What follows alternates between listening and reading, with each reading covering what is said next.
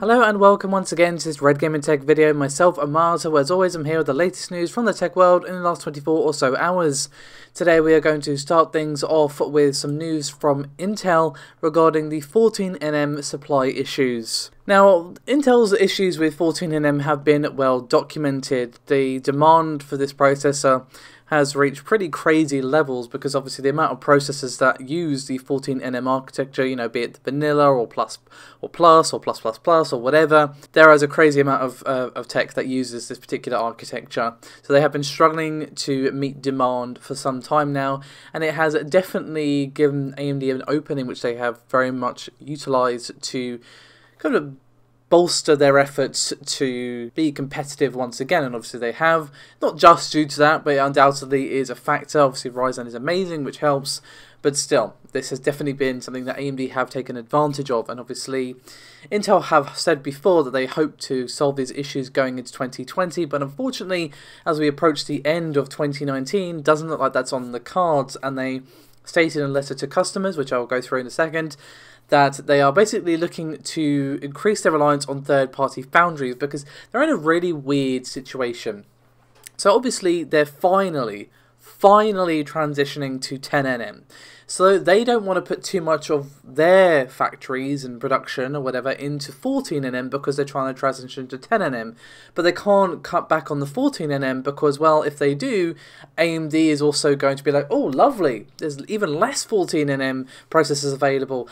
Hey, all those OEMs that are not getting Intel parts, how about that Ryzen, yeah? So you see the position that Intel is in, so they pretty much have to rely on third-party foundries to keep up the 14nm production, while also dedicating their own personal production to 10nm, as of course they finally start to make this transition. So you can find a link to the full letter in the description below this video, but I am going to read the thing pretty much verbatim. Skip over some parts, but regardless it is there for your perusal if you so desire. So they say, quote, "To our customers and partners, I'd like to acknowledge and sincerely apologise for the impact recent PC CPU shipment delays are having on your business, and to thank you for your continued support.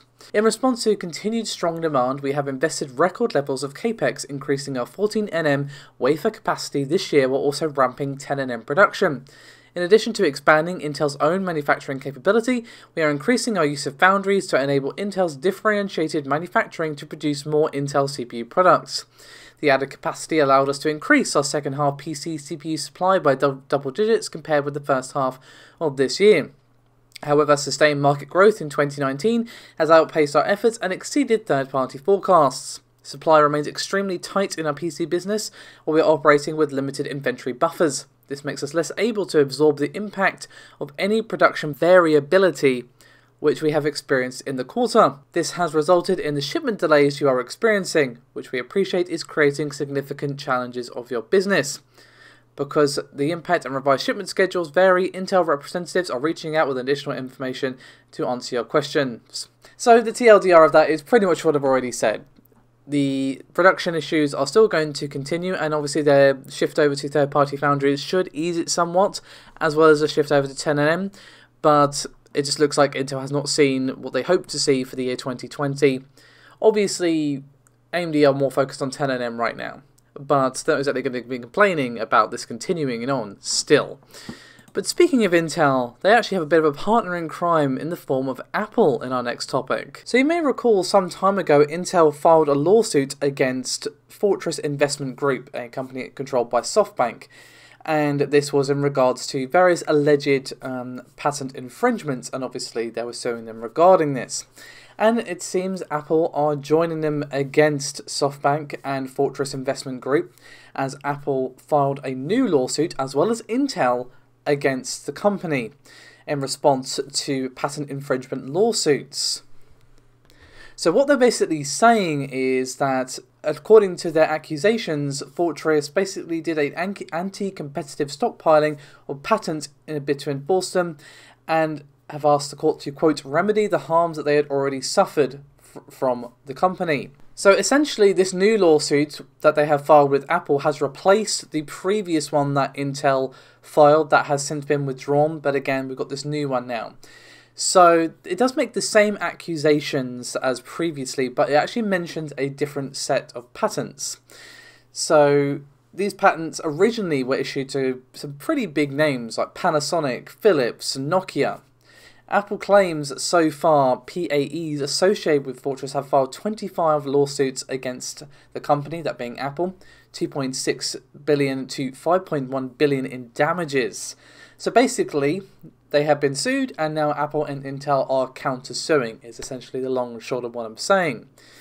So they're claiming legally wise that the patent aggregation business that Fortress has been doing violates Section 1 of the Sherman Antitrust Act, Section 7 of the Clayton Act, which basically prohibits mergers and acquisition where the effect may reduce competition. So basically unfair competition, antitrust, all that sort of juicy stuff. And what are Intel and Apple actually asking for from the courts? What action do they wish to be taken? Well, basically, they want the court to declare the business practices unlawful, return any royalties that Apple and Intel have paid to the defendant, transfer all of the claimed patents back to them, declare those patents unenforceable, and also award Intel and Apple any expenses that they have had to pay out due to the actual lawsuit itself.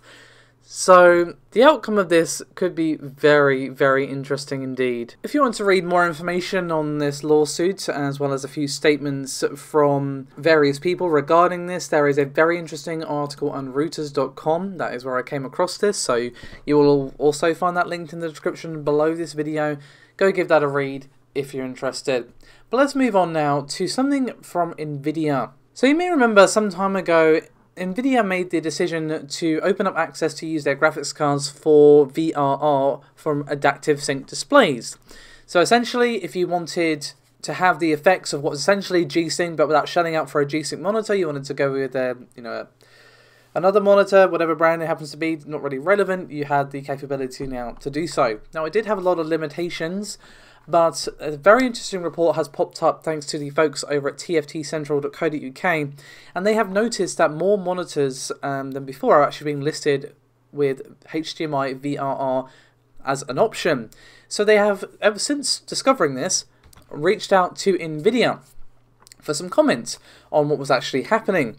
And Nvidia have apparently said that, quote, future G-Sync module screens can be capable of supporting both HDMI, VRR, and adaptive sync for HDMI and display ports. And they also went on to say that an update is being prepared to the V1 and V2 G-Sync hardware modules for future use, which will allow these new features. So basically, this means that Nvidia G-Sync modules could work with compatible games consoles that have HDMI VRR as well.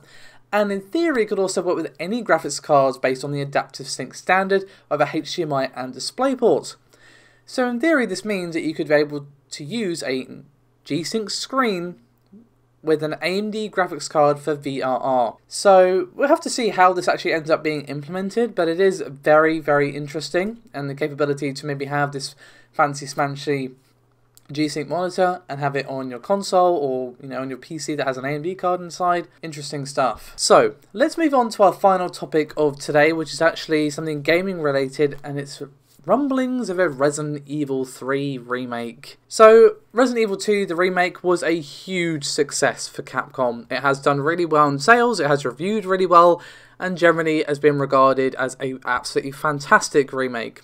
And I have to say, Resident Evil 2 was my first real experience with Resident Evil. I did eventually go back and play Resident Evil 1, but Resident Evil 2 was the first Resident Evil game that I actually played and finished, and played so much that I pretty much knew the game like the back of my hand. I probably wouldn't know it as well now because it's been a long, long time, but I was obsessed with that game. So I had some high expectations and high standards, and Capcom still managed to completely blow me away on the amount of love and work that they put into it. Now, obviously, people have been speculating about, what are they going to remake next? And there's two choices I feel that would be pretty popular. One would be Resident Evil Code Veronica X. That would definitely be an interesting choice. But if they wanted to go sequentially, so the next one up would, of course, be Resident Evil 3. So a report has claimed that a remake of Resident Evil 3 Nemesis is currently in the works. Now, unfortunately, there's not really much more to say other than that. It would make perfect sense for Capcom to do this next, and I would not be surprised to see a reveal at E3 2020. Of course, we did see a reveal of Resident Evil 2 at E3 many years ago before we finally got it this year, but it was well worth the wait. But this got me thinking, like, if this is true, and I really hope it is, I would 110% be down for this. Resident Evil 3 was really, really good.